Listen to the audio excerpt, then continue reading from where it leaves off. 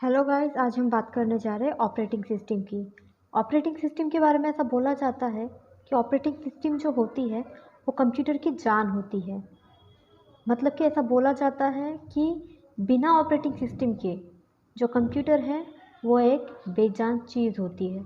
और ये सच भी है, क्योंकि कंप्यूटर जो होता है उस तक हमारी जो बात होती है वो पहुंचाने का काम ऑपरेटिंग सिस्टम करता है।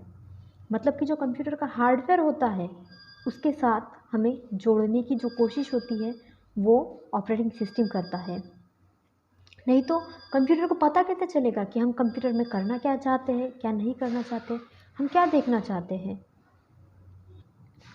मैं हर वीडियो की तरह इस वीडियो में भी कहूँगी कि प्लीज़ आप बुक और पेन लेके बैठिए और पॉइंट को नोट कीजिए, ताकि आपको बाद में पढ़ने के लिए और याद रखने के लिए और समझने के लिए आसानी हो। तो जो ऑपरेटिंग सिस्टम होता है वो बेजान हार्डवेयर को काम करने लायक बनाता है। और उस हार्डवेयर पे जो प्रोग्राम होते हैं, जो एप्लीकेशंस होते हैं, जो सॉफ्टवेयर होते हैं, उन्हें चलाने के लायक बनाता है। और उन्हें चलाने के लिए जो सुविधा चाहिए होती है वो ऑपरेटिंग सिस्टम देता है। तो चलिए हम इसे इमेज के ज़रिए समझने की कोशिश करते हैं और देखते हैं कि ऑपरेटिंग सिस्टम दिखता कैसा है। तो देखिए, क्या आपने ये फ़ोटोज़ कहीं देखी है? 100% आपने पक्का देखी है। ये है विंडोज़ 7 की इमेजेस। और ये है विंडोज़ 10 की इमेजेस। तो ये बेसिकली ऑपरेटिंग सिस्टम है। विंडोज़ 7 जो है ये भी ऑपरेटिंग सिस्टम है, और विंडोज़ 10 जो है ये भी ऑपरेटिंग सिस्टम है। तो चलिए हम टाइप्स देखते हैं ऑपरेटिंग सिस्टम के। ऑपरेटिंग सिस्टम के टाइप्स की अगर बात करें तो उसमें विंडोज़ है, लिनक्स है, डॉस है, यूनिक्स है, मैक ओएस और एंड्रॉयड। एंड्रॉयड का नाम तो आपने सुना ही होगा। एंड्रॉयड जो कि हम फ़ोन इस्तेमाल करते हैं वो और कुछ नहीं, वो ऑपरेटिंग सिस्टम होता है।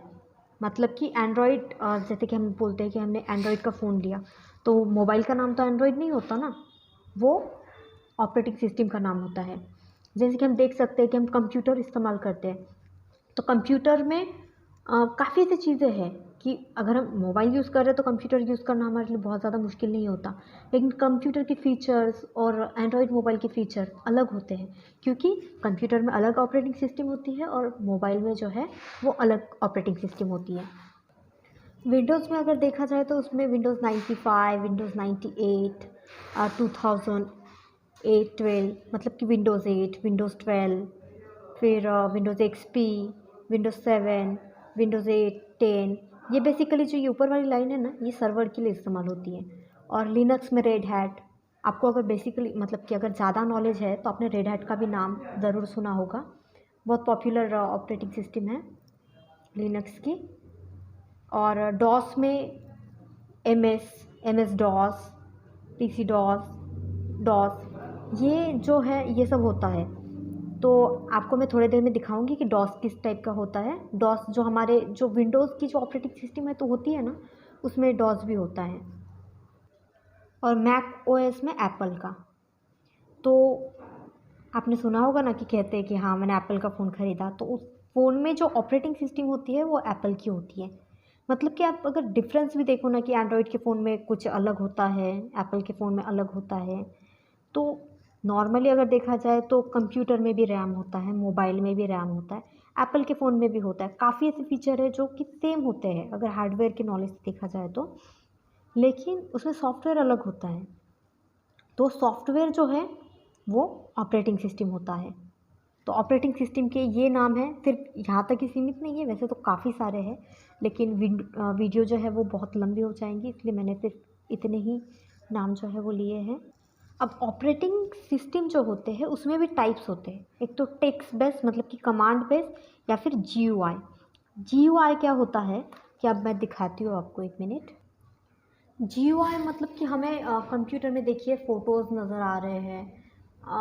हम जहाँ पे मर्जी वहाँ पे क्लिक करके हम बता सकते हैं कि हाँ हमें क्या देखना है क्या नहीं देखना है।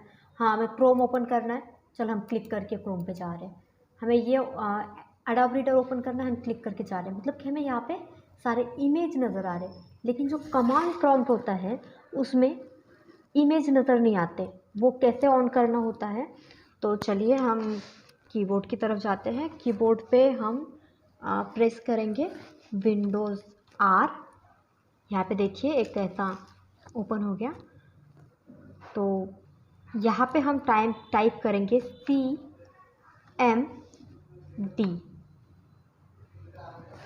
और प्रेस करना है एंटर।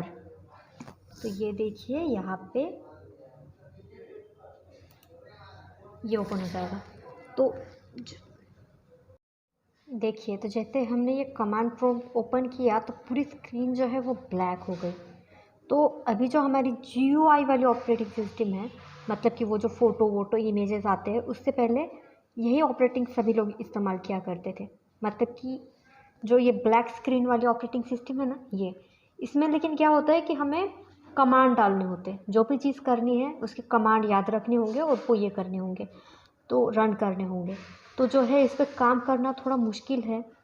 मतलब कि हम बोल सकते हैं कि पहले के जो कंप्यूटर यूज़ करने वाले लोग थे, उनका प्रोसेस जो होता था काम करने का, वो बहुत ही मुश्किल होता था, क्योंकि उन्हें बहुत ज़्यादा कमांड्स याद रखने होते थे। अभी तो ऐसा नहीं है, हमें जो कुछ भी करना होता है हम उस पर हमें जो कुछ भी करना होता है हम बस ऐसे माउस लेके जाते हैं, उस पर क्लिक करते हैं और वो ओपन हो जाता है।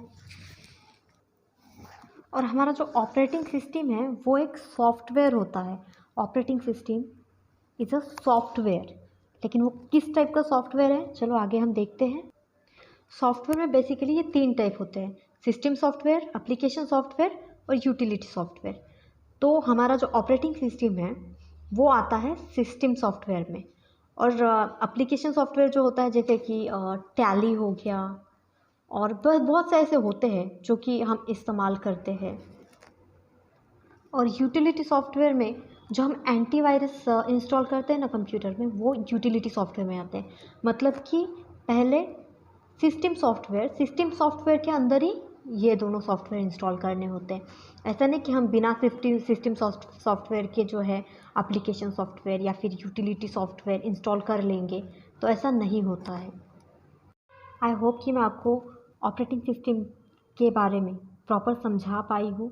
और अभी भी अगर आपको लगता है कि नहीं, मैं ठीक से नहीं समझा पाई हूँ और आपके मन में क्वेश्चन थे कोई, तो प्लीज़ कमेंट सेक्शन में जाके कमेंट कीजिए। मैं आपके क्वेश्चन के आंसर देने की पूरी कोशिश करूँगी और आपकी प्रॉब्लम सॉल्व करने की कोशिश करूँगी। Thank you.